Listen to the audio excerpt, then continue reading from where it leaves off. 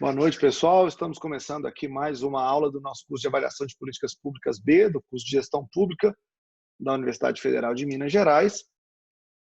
Hoje a gente vai começar a discutir os modelos de desenho de pesquisa para avaliação de impacto, chamado de quase experimentais. A gente discutiu até aqui toda a teoria e a modelagem por trás da ideia de construir experimentos, que seria o tipo clássico, o melhor desenho de pesquisa possível. E agora a gente vai passar para o que a gente chama de quase experimentos. Vou compartilhar minha tela com vocês. E aí todo mundo já sabe, se quiser fazer pergunta, é só levantar a mão e a gente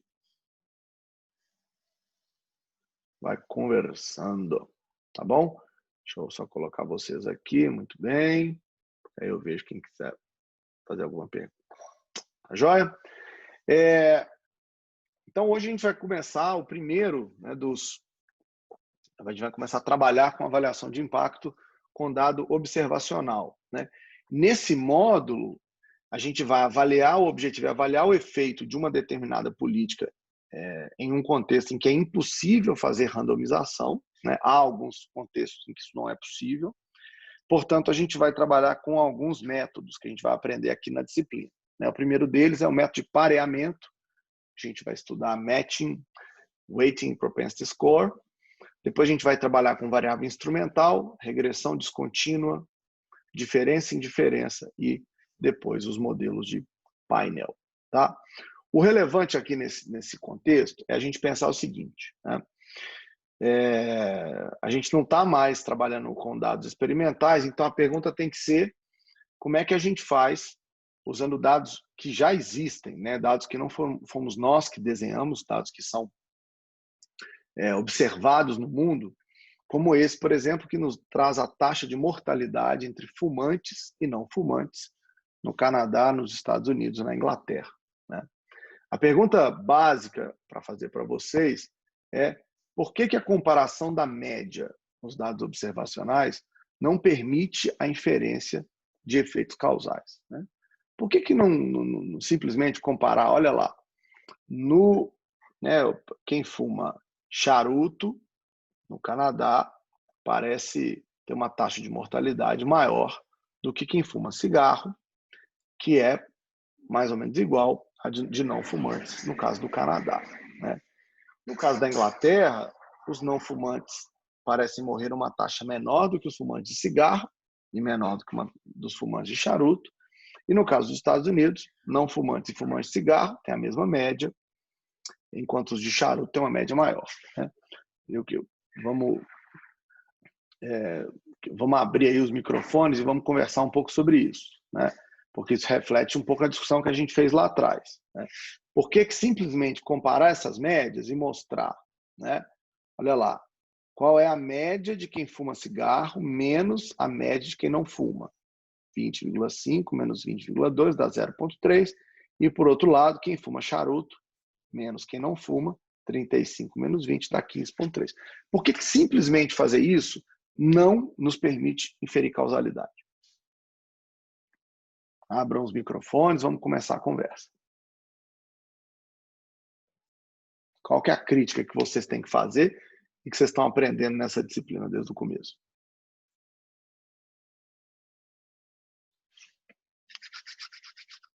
Vamos lá? Ninguém? Por que comparar simplesmente essas médias não significa causalidade? A gente vem discutindo isso desde o começo do semestre. Olha o silêncio imperando na aula. Ai, ai, ai, ai, ai, ai. Hoje tem menos aluno. Que vergonha. Ninguém vai falar nada? Nem tentar falar alguma coisa? Deixar o professor aqui falando sozinho. Que vergonha. O que a gente está conversando aqui, pessoas, é que, como vocês sabem, nós discutimos isso bastante, quando o tratamento não é distribuído de maneira aleatória, a gente não pode assumir que as características entre esses grupos são as mesmas. A gente não pode, por exemplo, assumir que o grupo de não fumantes é igual ao grupo de quem fuma cigarro. Quando a gente distribui o tratamento de maneira aleatória, é diferente, né? Quando a gente faz isso de maneira aleatória, a gente sabe que os 3 grupos formados tenderiam a ter o que a gente chama de balanceamento. O que é isso? Né? Eles tenderiam a ter, tanto em variáveis observadas quanto em variáveis não observadas, na média, resultados iguais. Nesse caso, não é isso. Né? A gente discutiu vários pressupostos, né, até aqui, nos modelos experimentais, que estão sendo violados. Então, por exemplo, no caso anterior, é possível assumir que não há nenhuma outra variável que está afetando o resultado? Por exemplo, será que a idade de quem fuma charuto é maior do que a idade de quem não fuma? E aí talvez o que explique a maior taxa de mortalidade não é o charuto em si, mas a idade. Né? Pessoas mais velhas tendem a morrer mais do que pessoas mais novas. Segundo, né? Como é que faz para a gente averiguar se há ou não outra variável interferindo na relação entre W, ou D, que é o tratamento, fumar, e Y, que é a taxa de mortalidade? Né? Nesse caso, a discussão passa por conseguir fazer o que eu chamo de balanceamento, né? Checar se em todas as outras variáveis que são relevantes para o modelo explicativo aqui, né? A relação entre fumar e a taxa de mortalidade. Será que as outras variáveis, como por exemplo idade, sexo, são variáveis que são balanceadas entre os grupos? Né? Você tem a mesma média de idade entre os 3 grupos, tem a mesma proporção de homens e mulheres. Né? Essa é uma forma de averiguar isso. Quais tipos de viés nós podemos imaginar na situação? Um deles, eu acabei de citar. Né? Pode ser que fumar charuto, ou cachimbo, ou cigarro, ou qualquer coisa, aí você tem esses 3 grupos, seja, na verdade, um hábito de gente mais velha, né? De um outro momento. Então, quando você compara a mortalidade entre os grupos, como eles não são homogêneos, você pode estar gerando um viés que é o da idade, né? Que tende a ser, como eu disse, mais propensa em pessoas um pouco mais velhas. Né? Essa comparação que eu fiz isola todos os outros possíveis efeitos observáveis? Não. Por quê? O tratamento, nesse caso, fumar ou não está distribuído de maneira aleatória. Então, eu não posso garantir que os grupos são comparáveis. Né? O que tudo isso... como é que a gente resume todos esses problemas que a gente devia estar discutindo, mas hoje vocês não querem falar nada? É que a análise de dados observacionais fere o pressuposto da aleatoriedade de variáveis omitidas. Ou seja, em dados observacionais, os resultados potenciais, né, de um indivíduo, teoricamente, na média, entre aqueles que foram tratados e não tratados, essa relação de quem foi ou não tratado, de quem recebeu um resultado ou não é independente em relação ao tratamento. O tratamento, então, não é exógeno ao resultado. E, por isso, a gente não pode assumir que o resultado, na verdade, nos dá o efeito causal. Né? Vamos imaginar se a gente, por exemplo, desconsiderasse a idade. Né? Olha que interessante. A gente pegou a mortalidade entre quem fuma, para os velhos, a mortalidade para quem não fuma, também entre os velhos, e aí a gente tem o número de fumantes e o total de pessoas que fazem parte desse estudo. Fizemos a mesma comparação para os jovens. Né? Então, como é que a gente chega no resultado? Se a gente desconsidera a idade, o que significa desconsiderar a idade? Significa fazer uma conta que é assim, né? A mortalidade entre os fumantes com probabilidade 3/10, mais a mortalidade entre fumantes, aliás, a mortalidade entre fumantes velhos com sua probabilidade, mais a mortalidade de fumantes jovens, dada a sua probabilidade. Se a gente fizer essa conta, que portanto exclui, né, que controla pela idade, menos a mortalidade dos não fumantes velhos, né, dada a sua probabilidade, mais a mortalidade dos não fumantes jovens, também a sua probabilidade, olha que interessante. O resultado dá 2,2. O efeito, quando a gente exclui a variável idade, o efeito de fumar fica 2,2. Né? Agora, se a gente faz isso independentemente, né, a gente faz isso considerando a idade, que é ignorando ela, né, a gente vai ter 28 menos 24, você tem 10 pessoas ali dentro, e 22 menos 16, dentro, né, de cada resultado, o resultado é muito maior, né, dá 5. Então, o que isso aqui significa? Né? Controlar pela idade permite com que a gente tenha um resultado muito mais acurado, muito mais específico, né? Que é o que nos interessa aqui. Né? E aí, né, voltando àquela pergunta anterior, espero que aqui tenha ficado claro para todo mundo, antes de passar para frente. Né? Não considerar a idade, né, que é o primeiro caso, a gente está desconsiderando o efeito do fumo é pequeno. Quando a gente inclui a idade, aí a gente vê que o efeito de fumar é alto. Ou seja, quando a gente deixa de controlar pelos fatores corretos, a gente tem uma estimativa que é enviesada, né, em relação ao resultado. Né? Por que a análise de regressão, usando dado observacional, não permite a inferência de efeito causal? Essa é outra pergunta importante. Né? E aí todo mundo, para se lembrar, o modelo básico de regressão é y, como função de 2 parâmetros, alfa e beta, e o x, que é a variável explicativa. Tá? E o beta 1 é, na verdade, o que a gente chama de efeito, de x sobre y. Mas como é que o beta é calculado? O beta é calculado no que a gente chama de uma estimativa da correlação entre x e y. Que a única coisa que o beta estima é como é que se dá a variância, né, e a multiplicação entre x e y. Toda a fórmula é dada na maneira como x e y se comportam. Não tem nada nesse cálculo que seja causal. É tudo correlação. Né? E como é que a gente interpreta, então, principalmente o beta 1? O beta 1 é a correlação entre x e y, não é o efeito causal. O que vai garantir que a gente tem um efeito causal é o desenho da pesquisa que está proposto. Tá? Diante dessa dificuldade, é que a gente precisa se ancorar para poder dizer que o resultado da regressão é, na verdade, o beta da regressão é, na verdade, um resultado causal. A gente precisa de um outro pressuposto, que é o que a gente chama de ignorabilidade condicional. O que isso significa? Né? Significa que, já que o W, o tratamento, não é ortogonal, não é independente em relação aos resultados potenciais, eu preciso encontrar uma maneira de assumir que, controlados ou condicionados por variáveis x2, x3, x4, o tratamento fique independente dos resultados potenciais. Né?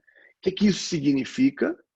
Significa que, na presença de variáveis que isolam o efeito que existe entre, né, W e Y, a gente consegue encontrar um resultado que possa ser chamado de causal. Né? E aí, na maior parte das vezes, o que as pessoas fazem é o quê? Elas vão para um modelo quase experimental, elas vão, aliás, para dados observacionais, em que elas simplesmente rodam uma regressão, em que o beta 1 é o efeito do W e as outras variáveis, x2, x3, x4, são controladas. Né? Esse é o argumento que muita gente usou durante muito tempo para dizer, eu tenho aqui encontrei um efeito causal, que eu estou controlando por essas variáveis. Não é nada disso.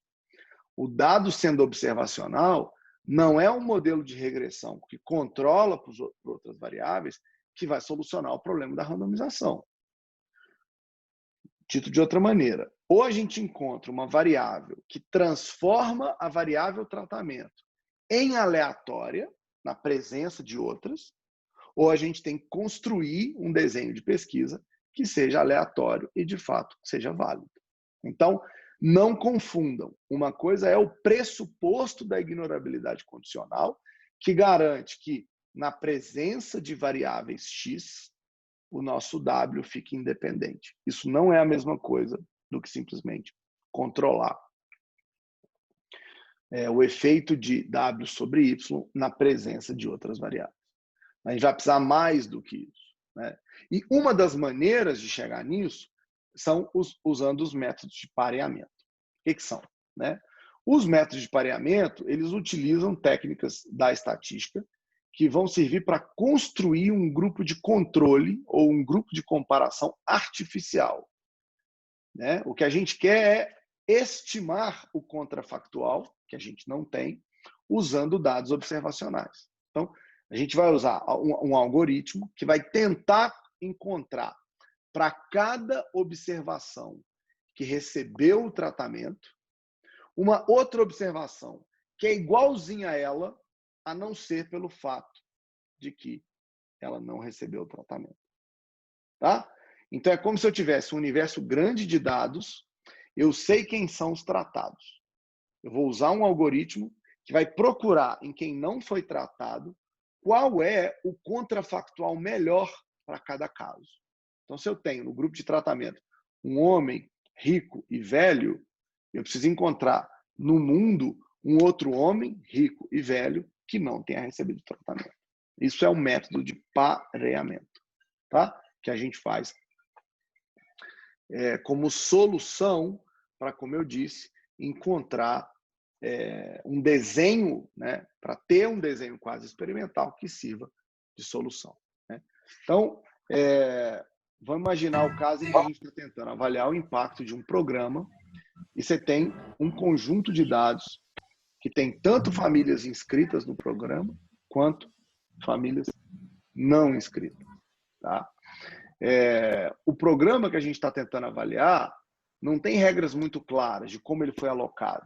Então, a gente não sabe muito bem se ele foi feito de maneira aleatória, se tem algum tipo de elegibilidade, né, que explica como é que o programa foi feito, né? Então, por que algumas pessoas se inscreveram e outras não? Digamos que a gente não saiba isso.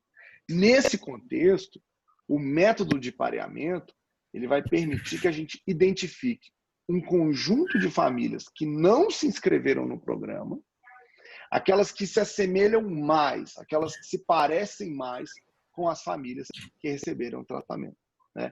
E a gente vai fazer esse pareamento com base em outras características que estão disponíveis na base de dados, mas que não seja o tratamento em si, né? Então, a gente vai usar esse algoritmo, nesse caso, para procurar famílias que vão compor o grupo de controle, né, do mesmo universo, mas que não participaram do tratamento, mas que se parecem com quem participou do tratamento, tá?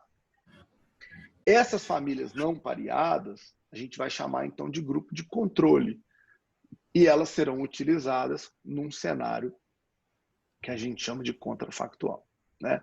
Então, como é que funciona isso? Vamos entender. De um lado, a gente tem as unidades, né, tratadas. Então, a gente tem ali idade, sexo, meses desempregados, diploma secundário. E aí eu vou procurar na outra tabela, aqui está errado, né? São as unidades não tratadas. Vocês me desculpem, né? Aqui tá faltando não aqui nessa minha tabela, né? Olha o que a gente vai fazer, ó. De todo mundo que está aqui e não foi tratado, quem é o melhor? Quem é a pessoa que mais se assemelha a essa outra que tem 9 anos de idade? A gente olha para todas essas e descobre. Tem uma pessoa aqui, ó, que também é do sexo masculino, né? Que também,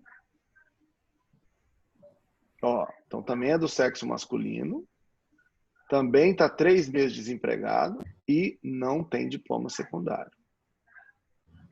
Mas a idade é diferente. Por isso que eu disse, o método utiliza aquele que mais se parece, né? Não tem ninguém no banco de dados que se pareça mais com essa pessoa do que essa aqui. Tá vendo? Ó, Vamos pensar em termos de sexo, né? Em homens. Esse homem, ele tem 24 anos, é mais longe do que 19. E ele está 8 meses desempregado, esse está 3, então não funciona. Esse outro homem é muito mais velho, 58, vamos descartar logo. Esse aqui também mais velho, 20 meses desempregados, não funciona, né? Então, o que mais se assemelha é esse. Em relação ao terceiro, 41 anos, mulher, 17 meses desempregados. Opa, também tem uma pessoa aqui, ó, com 41 anos, que também é mulher, que também está desempregada e que também tem diploma secundário. Oba, encontramos o par ideal, né?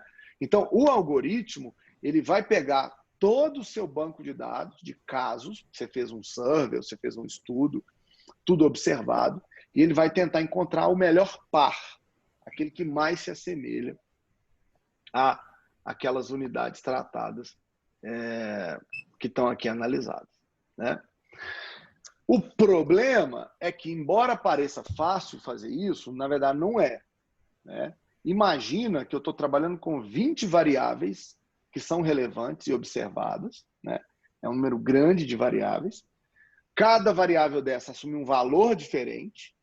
Então, imagina quantas vezes esse algoritmo tem que procurar nesse cenário de pessoas não tratadas para encontrar o par ideal. Ele tem que fazer várias comparações, né? São muitas as variáveis que podem estar sendo usadas para fazer o match. Então, não é simples, né?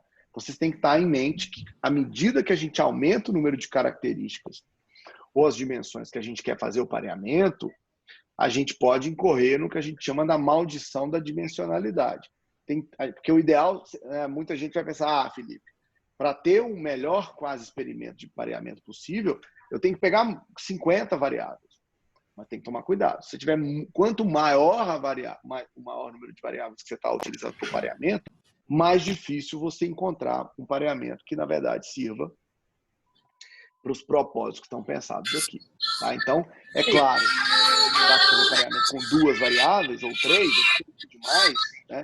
Mas fazer com 50 também vai gerar problema. Então, vocês, pesquisadores, vão ter que encontrar um bom meio termo para encontrar essa solução. E aí eu pergunto para vocês, tá claro o que é o método de pareamento? Ele é usado num cenário em que eu tenho dado observacional, não que eu tenho dado experimental. A gente utiliza uma forma, uma técnica, que daqui a pouco eu vou entrar em uma delas, para buscar no grupo que não foi tratado quem é o melhor par para ser utilizado na comparação com o grupo de tratamento, né? Eu vou construir um grupo de controle artificial, desde que esse grupo se pareça com o grupo de tratamento. Tá claro? Alguma dúvida? Tá claro, sim, obrigado. Eu acho que só a Yara tem que mutar o microfone dela. Tá bom. Então, uma das técnicas para fazer pareamento é o propensity score, né? O que é o propensity score? Né? É uma maneira que é uma técnica estatística que a gente utiliza para resolver o problema da maldição da dimensionalidade, né? A gente pode fazer o que a gente chama na literatura de pareamento por score de propensão. Nessa abordagem, a gente não vai mais precisar fazer pareamento com os valores exatos de todas as características, como eu fiz naquela tabela. Porque naquela tabela, no exemplo, eu fiquei comparando variável por variável.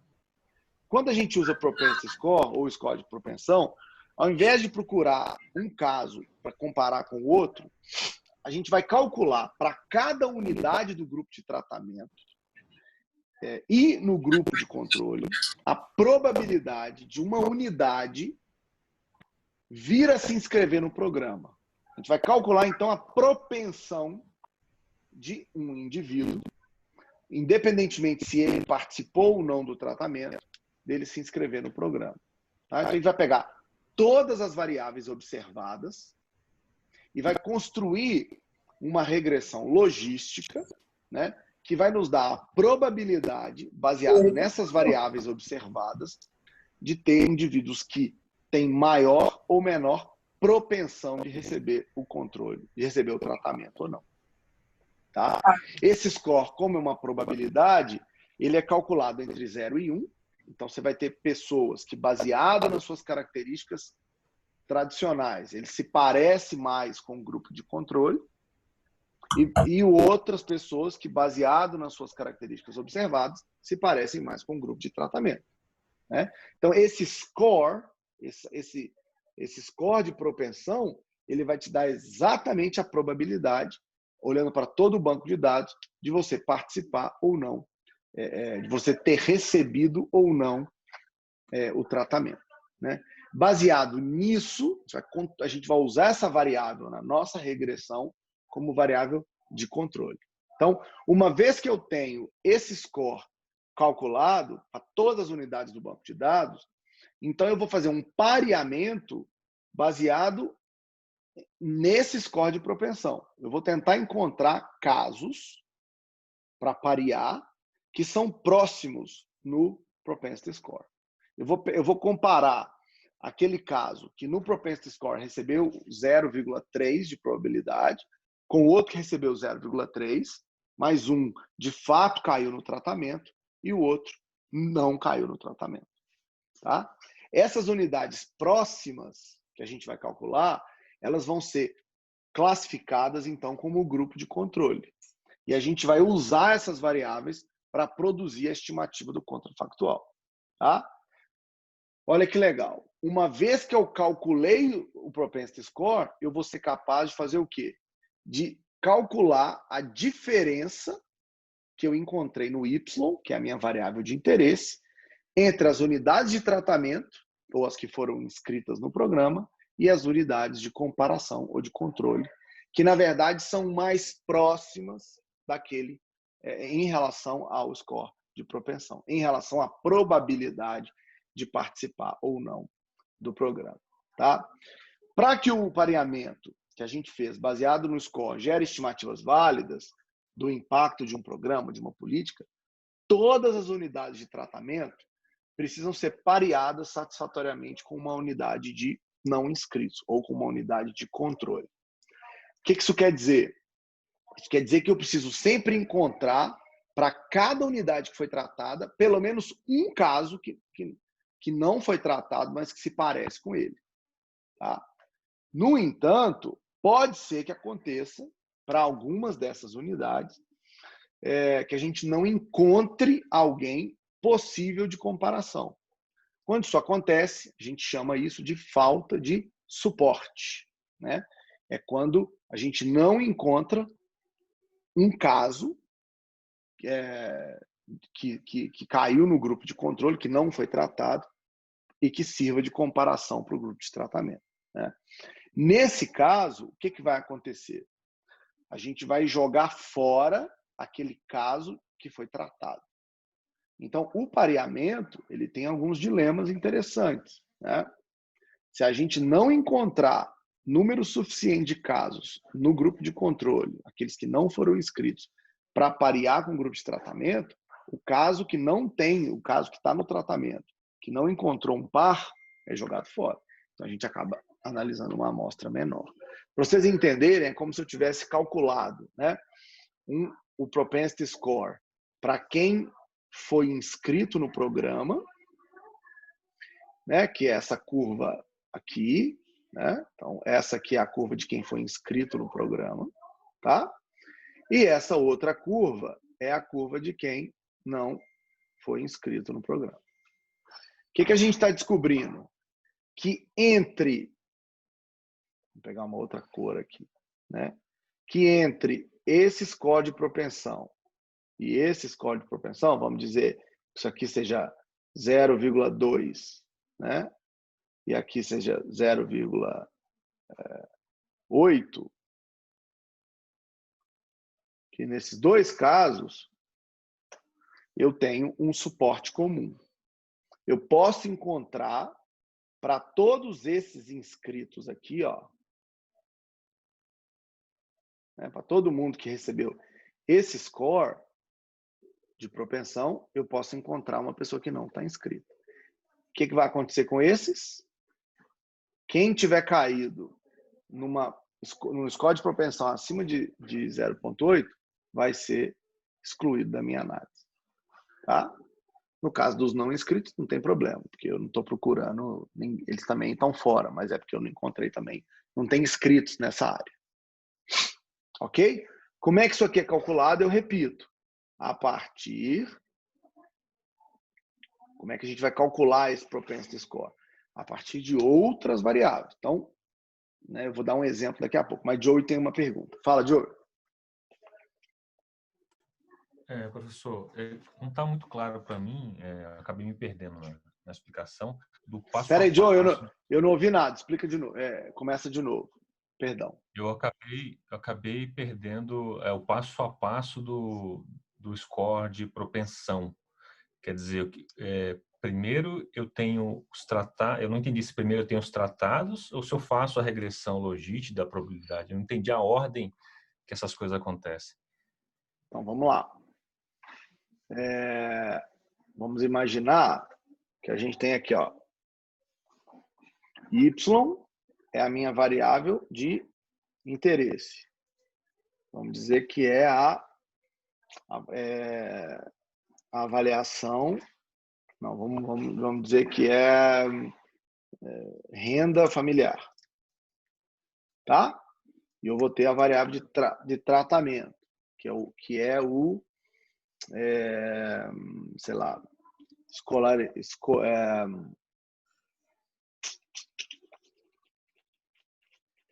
que pode afetar a renda familiar de um jeito que não seja aleatório, mas que seja, que eu posso usar aqui. Vamos usar, já sei, recebeu, tá inscrita num programa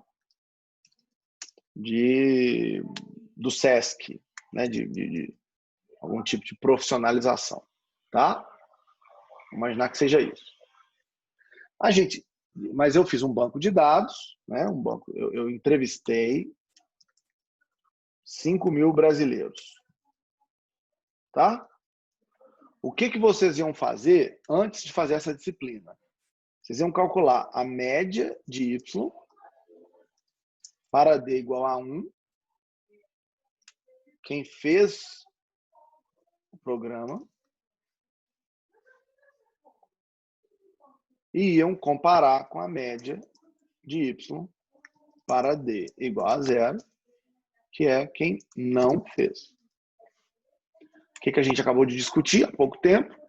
É igual ao negócio da mortalidade. Será que esse grupo fez o programa é igual ao que não fez? Em relação a outras variáveis? Por exemplo, sexo, idade, escolaridade, motivação. Será que é? Provavelmente não, né? Então, como é que a gente resolve esse problema?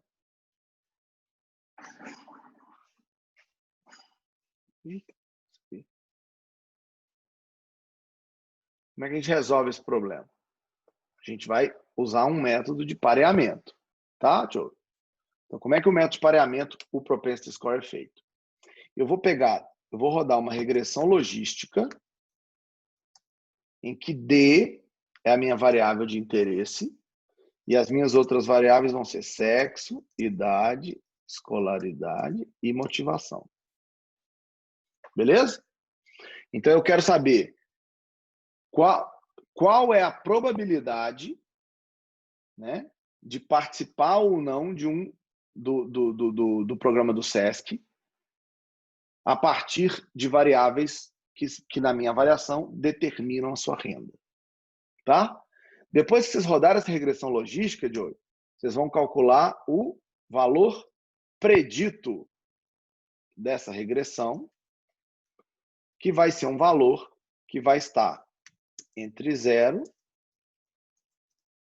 e 1. Porque isso aqui, na verdade, é uma probabilidade.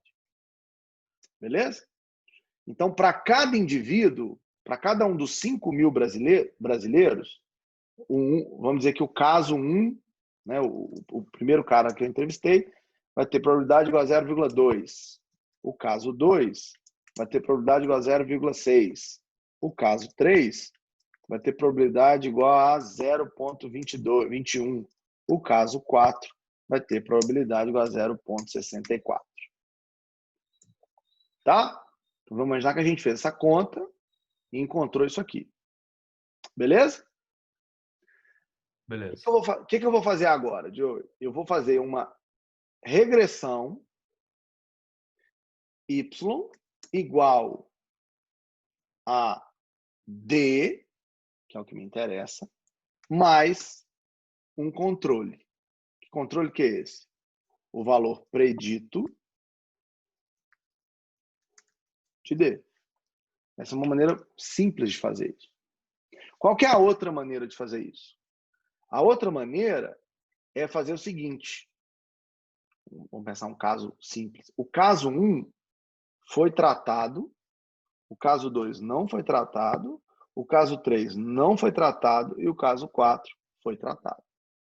Então, o que eu podia fazer, já que eu tenho isso aqui?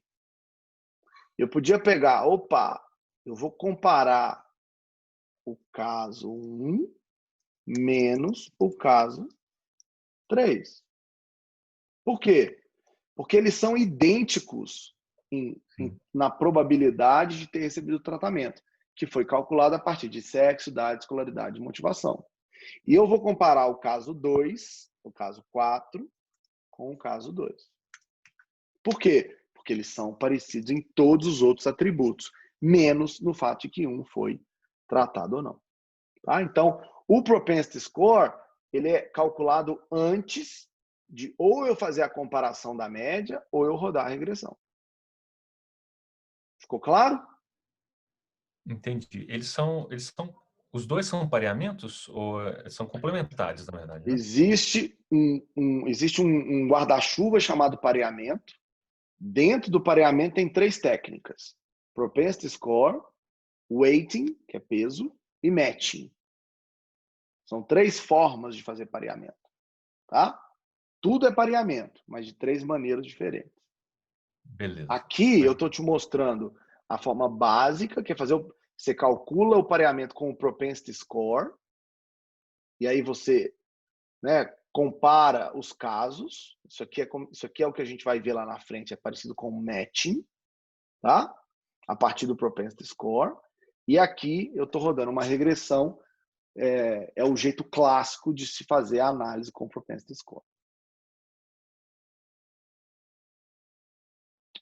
Beleza? Professor, só uma última coisa. Se eu simplesmente fizesse a regressão sem levar esse controle aí do predito, seria inútil, seria só uma correlação.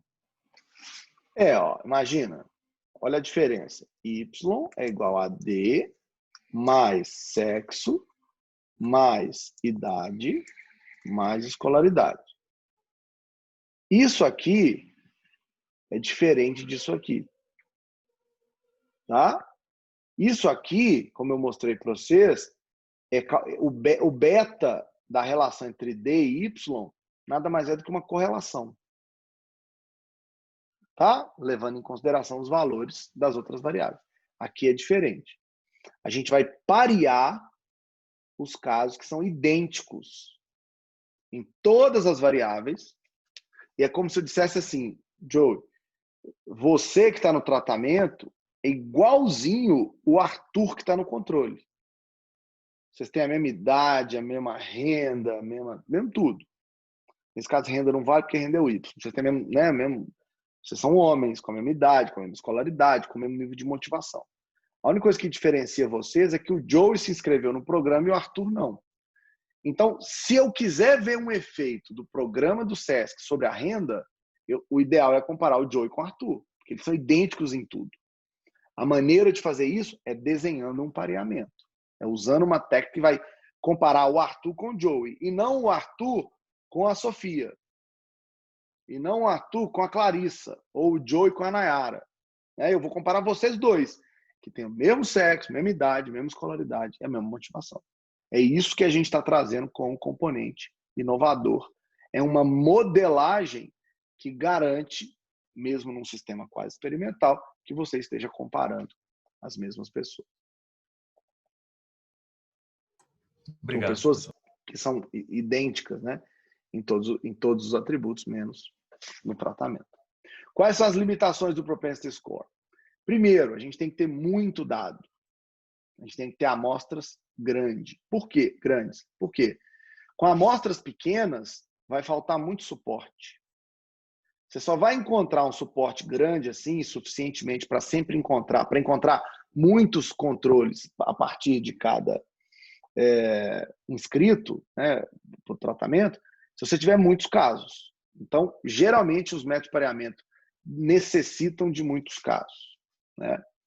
E o outro ponto é que a gente só consegue fazer pareamento a partir do que foi das variáveis observadas. A gente não tem como resolver o problema do que não é observado.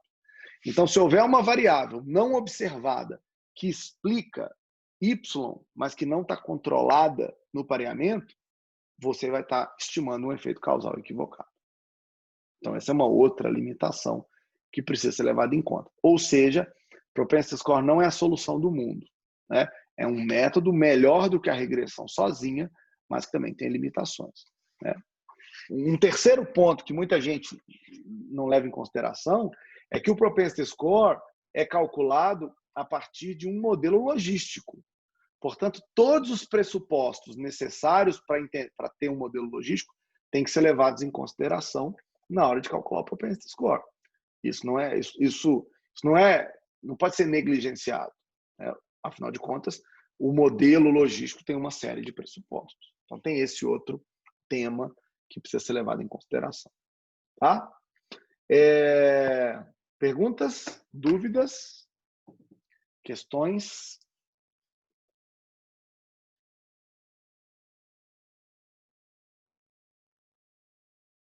Todo mundo entendeu? Nós começamos hoje a discutir métodos de pareamento. O primeiro deles foi o Propensity Score. E o que a gente vai fazer no Propensity Score é calcular a probabilidade de todos os casos de terem, a partir de suas características, de caírem no grupo de tratamento.